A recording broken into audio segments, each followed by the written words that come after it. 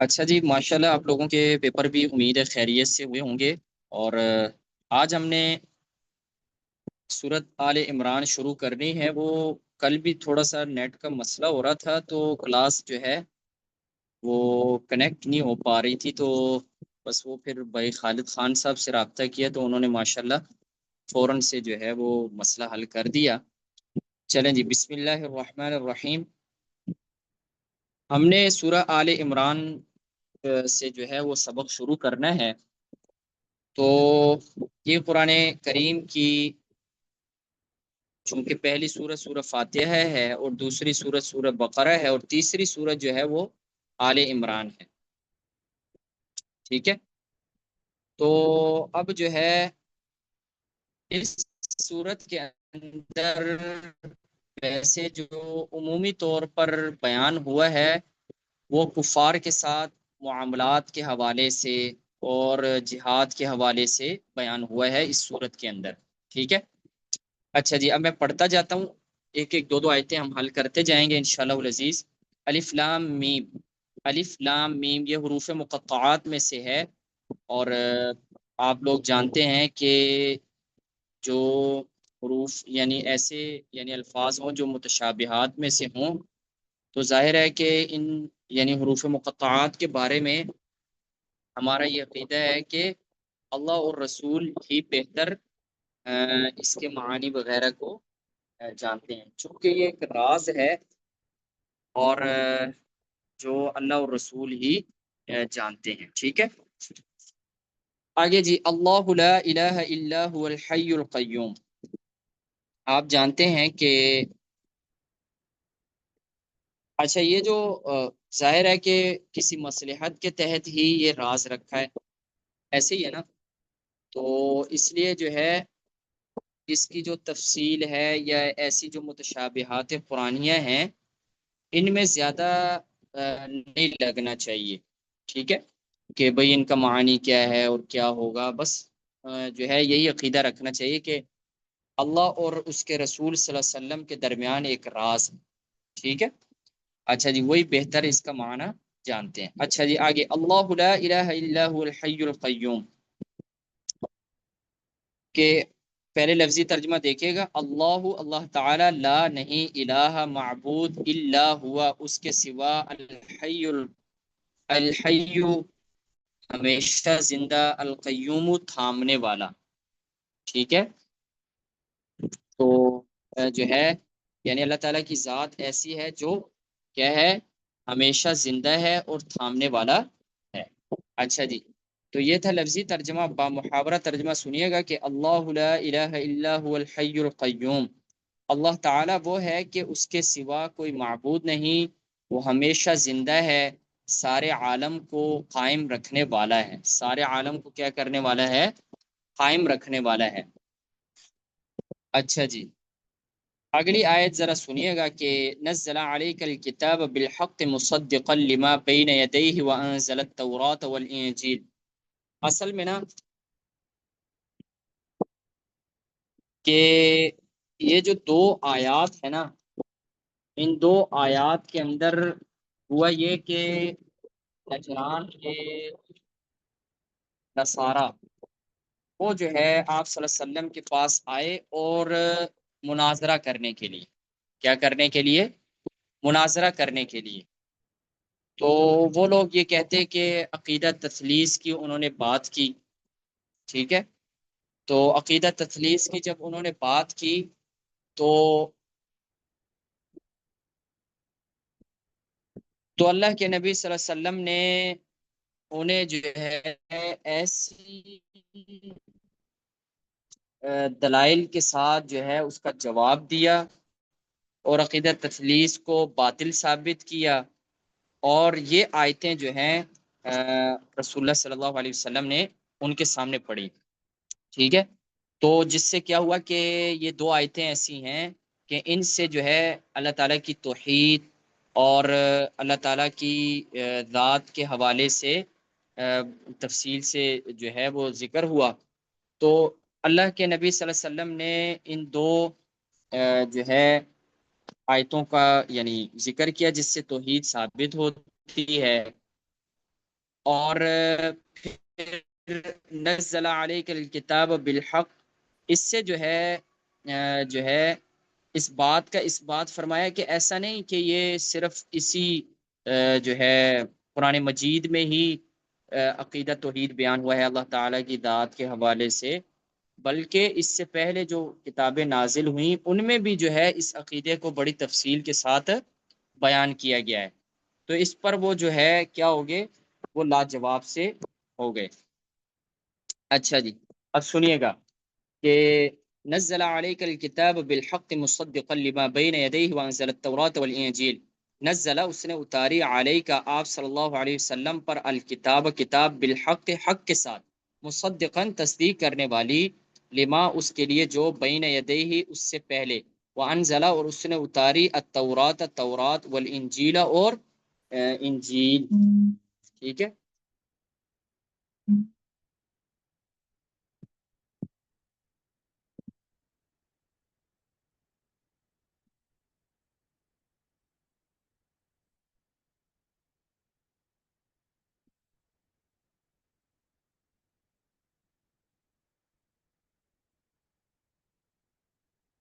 ٹھیک ہے، تو آگے وہ انزلہ اور اس نے اتاری التورات تورات والانجیل اور انجیل، دوبارہ سے سنیے گا اس کا یہ لفظی ترجمہ تھا، با محاورہ ترجمہ سنیے گا۔ نزل علیک الکتاب بالحق مصدقا لما بین یدیہ وانزل التورات والانجیل، اس نے آپ صلی اللہ علیہ وسلم پر کتاب برحق نازل فرمائی جو اپنے سے پہلی والی کتابوں کی تصدیق کرنے والی ہے، اور اسی نے تورات اور انجیل کو نازل فرمایا، ٹھیک ہے۔ آگے اسی جو ہے عقیدہ توحید کی مزید وضاحت ہے کہ من قبل هدى للناس وانزل الفرقان ان الذين كفروا بآيات الله لهم عذاب شدید والله عزیز ذو انتقام، من قبل اس سے پہلے، ہدن ہدایت للناس لوگوں کے لیے، وانزلہ اور اتارا الفرقان فرقان، ان بے شک الذین جنہوں نے کفروا انکار کیا بآیاتی آیتوں سے، اللہ اللہم لہم ان کے لیے عذاب عذاب شدید سخت، واللہ اور اللہ عزیز زبردست ذو انتقام بدلہ لینے والا ہے، ٹھیک ہے۔ اچھا جی، یہ تھا لفظی ترجمہ، آپ محاورہ ترجمہ سنیے گا کہ من قبل هدى للناس وانزل الفرقان، جو اس سے پہلے والے لوگوں کے لیے ہدایت تھیں، صحیح ہے، اور اب اس نے حق و باطل میں تمیز کرنے والا یعنی قرآن نازل فرمایا۔ فرقان کا یہ مطلب ہے کہ حق و باطل میں تمیز کرنے والا قرآن نازل فرمایا۔ ان الذين كفروا بآيات الله لهم عذاب شدید، بے شک جن لوگوں نے اللہ تعالیٰ کی آیات کا انکار کیا ان کے لیے سخت عذاب ہے، واللہ عزیز ذو انتقام، اور اللہ تعالیٰ کامل غلبے والا یعنی برائی کا بدلہ دینے والا ہے۔ اچھا جی، اب یہ اگلی جو ہے وہ چوتھی آیت ہے، نہیں بلکہ پانچویں آیت ہے نا، صحیح ہے، کہ اس آیت کے اندر اللہ تعالیٰ نے فرمایا کہ ان اللہ لا يخفى علیہ شیء فی الارض ولا فی السماء، اللہ تعالیٰ اپنے علم کو بیان فرما رہے ہیں کہ اللہ کا علم ایسا ہے کہ اس سے کوئی چیز زمین و آسمان دونوں میں کوئی چیز چھپی ہوئی نہیں ہے، اس کا علم کامل ہے، اس نے ہر چیز کو احاطے میں لیا ہوا ہے۔ تو اللہ تعالیٰ اس کا بیان فرما رہے ہیں کہ ان بے شک اللہ تعالی لا یخفا چھپی ہوئی نہیں، علیہ اس پر شیء کوئی چیز، فی الارض زمین میں، ولا اور نہ فی السماء آسمان میں۔ تو یہ تھا لفظی ترجمہ، با محاورہ ترجمہ سنے گا کہ ان اللہ لا یخفا علیہ شیء فی الارض ولا فی السماء، کہ بے شک زمین اور آسمان،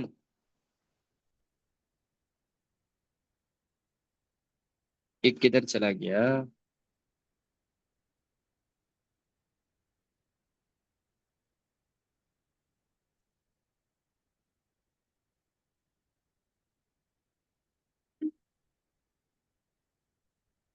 اچھا استاد جی، یہاں پہ توریت اور انجیل کا ذکر آیا جی ہے، زبور کا ذکر نہیں جی، آیا، اس کی کوئی خاص کس وجہ کا؟ ہے؟ اللہ کس تعالیٰ کا؟ نے فرمایا کہ توریت اور انجیل،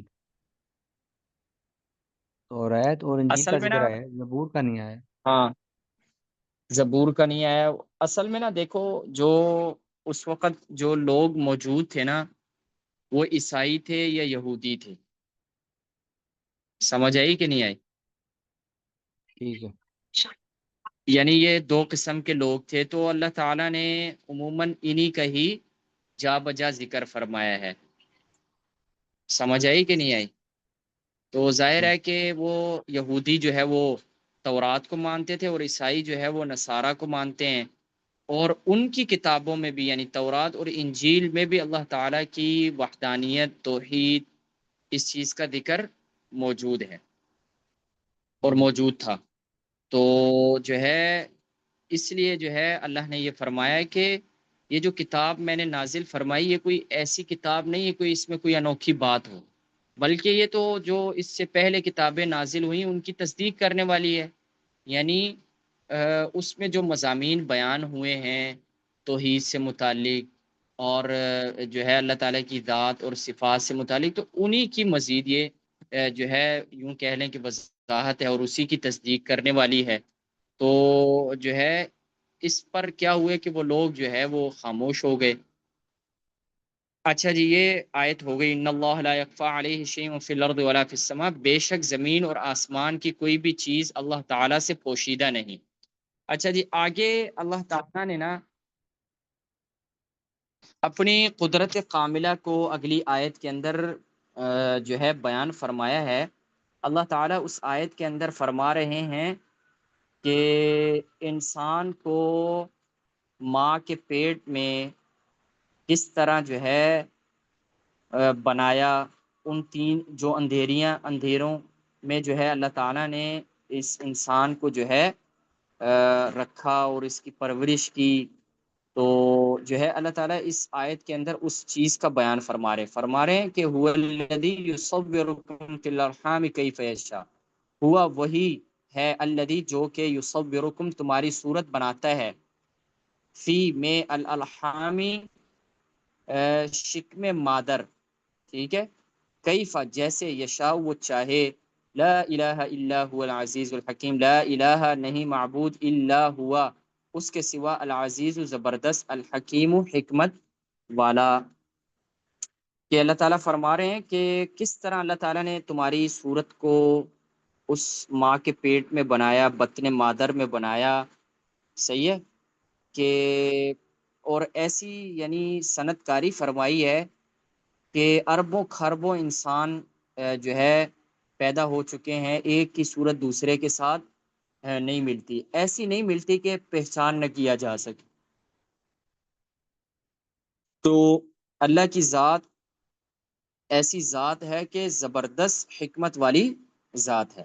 تو یہ لفظی ترجمہ تھا، با محاورہ ترجمہ سنیے گا، والذی یصورکم فی الارحام کیف یشاء، وہی تو ہے جو ماؤں کے پیٹ میں جسے چاہے تمہاری صورت گری کرتا ہے، جیسے چاہے تمہاری صورت گری کرتا ہے، لا الہ الا هو العزیز الحکیم، اس کے سوا کوئی معبود نہیں، وہ کامل غلبے والا، بڑی حکمت والا ہے۔ اچھا جی، اگلی آیات میں جو ہے،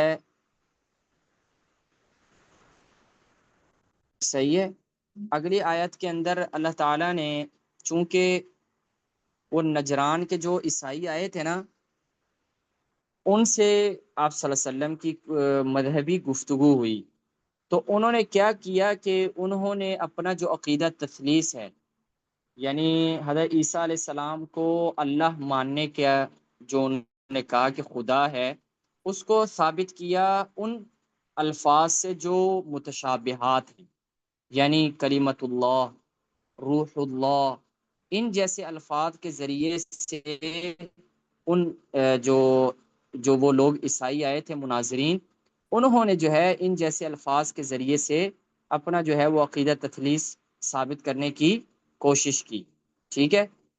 تو اللہ تعالیٰ نے اگلی آیات کے اندر اسی، یعنی جو متشابہات والے الفاظ ہیں، ان کی جو ہے وہ تفصیل اس کے حوالے سے بیان فرمایا ہے۔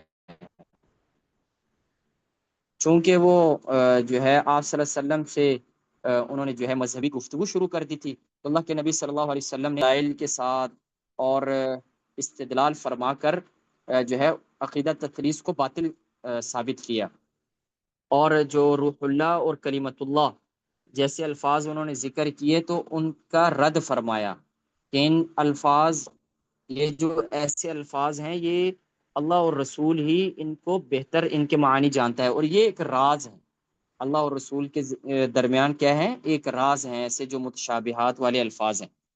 تو اگلی آیت کو دیکھیے گا کہ هو الذی، ہوا وہی، الذی جس نے، انزل نازل کی، علیہ کا آپ صلی اللہ علیہ وسلم پر، الکتاب کتاب، منہ اس میں، آیات آیتیں، محکمات محکمات، محکمات یعنی دو قسم کی آیات ہوتی ہیں نا، ایک آیات محکمات ہوتی ہیں یعنی محکم آیات، ان آیات کو کہتے ہیں کہ جن کے اگر کوئی قواعد عربیہ کو اچھی طرح جاننے والا ہونا تو ان آیات کا جو ظاہر ہے اور ان کا جو معانی ہے ان کو وہ اچھے سے وہ شخص جان لے، یعنی محکمات ان آیات کو کہتے ہیں کہ جن کی مراد ایسا شخص جان سکتا ہے جو قواعد عربیہ کا ماہر ہو، ان کو جاننے والا ہو، اور متشابہات ان آیات کو کہتے ہیں کہ یعنی قواعد عربیہ بھلے وہ جانتا بھی ہو لیکن ان کے جو معانی ہیں اور ان کی جو تفسیر ہے وہ ایسے شخص پر ظاہر نہیں ہو سکتی، ٹھیک ہے؟ تو یہ بس اس کے بارے میں یہی کہا جاتا ہے کہ اللہ اور اس کے رسول کے درمیان یہ راز ہے۔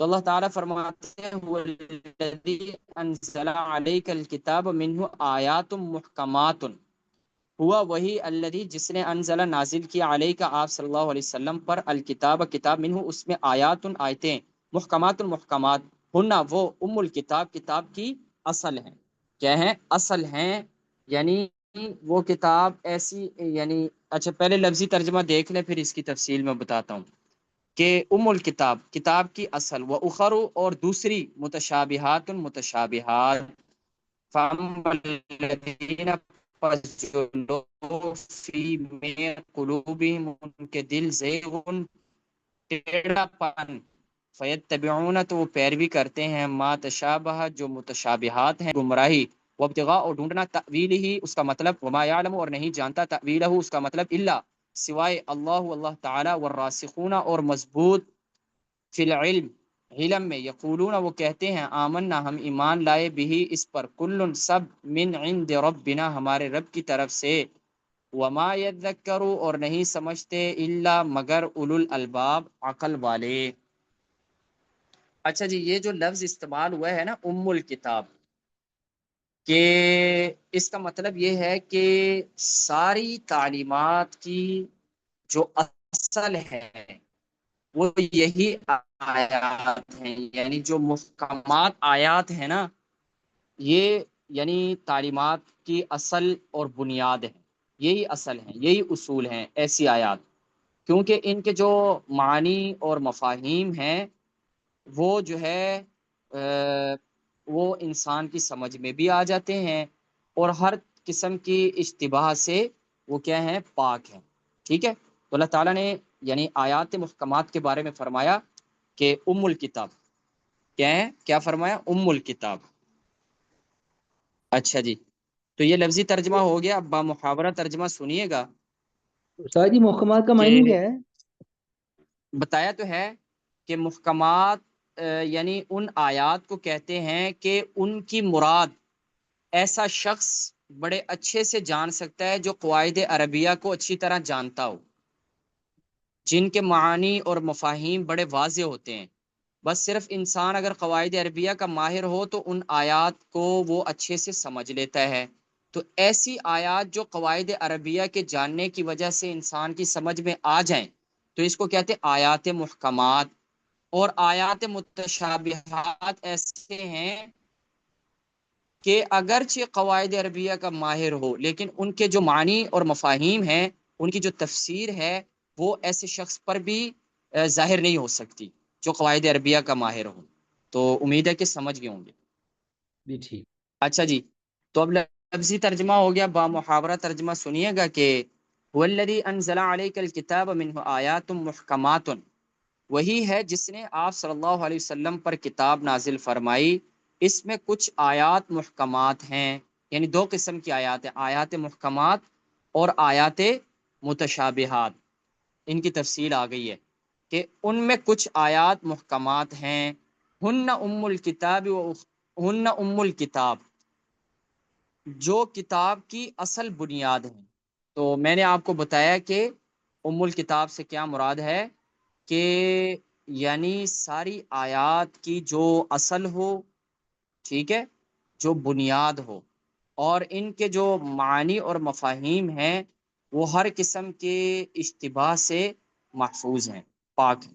اچھا جی، وہ اخر متشابہات، اور کچھ دوسری آیات متشابہات ہیں، فَأَمَّا الَّذِينَ فِي قُلُوبِهِمْ زَيْغٌ فَيَتَّبِعُونَ مَا تَشَابَهَ مِنْهُ ابْتِغَاءَ الْفِتْنَةِ وَابْتِغَاءَ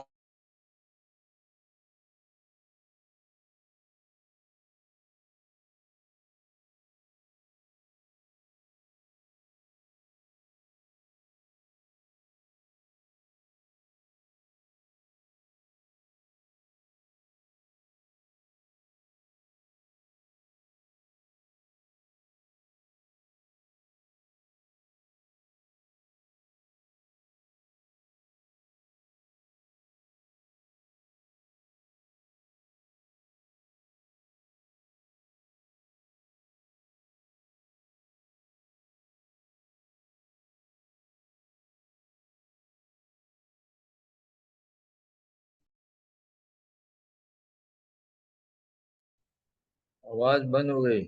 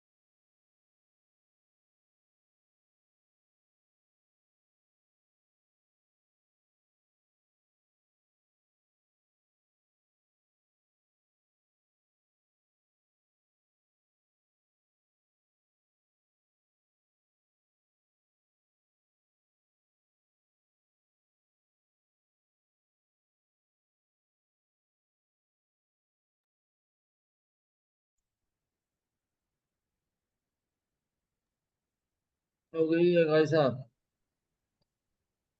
جی میرے خیال اب استاد آواز جی آف لائن ہو گئے شاید،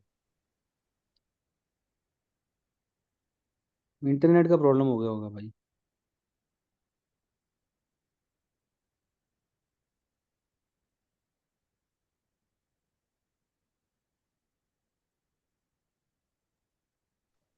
السلام علیکم ملسام۔ ملسام آپ کا وائس نہیں سن جا رہا ملسام۔ عبید اللہ بھائی استاد جی آف لائن ہو گئے ہیں، وہ میرے خیال شاید وہ انٹرنیٹ کا ایشو ہو گیا شاید۔ اچھا انٹرنیٹ پرابلم تھی جی۔ اب سبق جی کون پڑھائیں گے؟ جی وہی استاد جی آئیں گے انشاءاللہ، فاروق صاحب جی ابھی جی ہوسٹ ہیں۔ جی جی آپ خیریت سے ہو آپ؟ جی اللہ کا شکر ہے۔ جی فاروق صاحب اب لندن میں کیا آپ ٹائم ہو گیا اس وقت؟ جی جی جی سر 5:30 ہے۔ سر آپ ڈیوٹی پہ نہیں جاتے آپ، مطلب کیسے مینج بھائی کرتے ہیں پھر ماشاء اللہ؟ میں فی الوقت ابھی جی مدرسے میں میں تقریباً ہوں۔ 4:30 ساڑھے واپس آ جاتا ہوں، some time work from home ہوتا ہے۔ کیا بات ہے سر، نہیں ریساں تیرے شہر دیاں۔